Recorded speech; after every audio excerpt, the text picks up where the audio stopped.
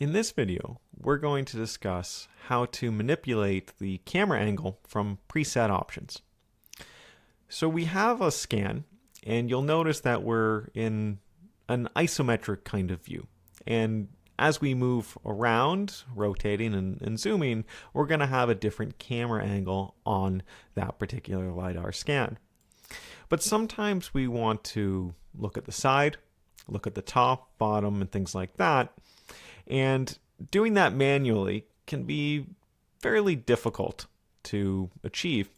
So what you can do is you can go to the View drop-down menu from the Action items, left-click that, and you see we have some presets for top, bottom, front, back, left, and right.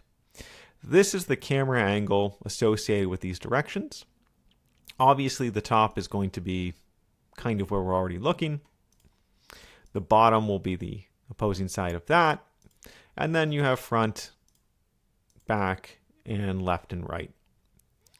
Now you'll notice that at the bottom here, we also have perspective versus orthographic. That does change the camera inclination to a considerable degree. And we have a separate video describing the differences if you don't know what those are.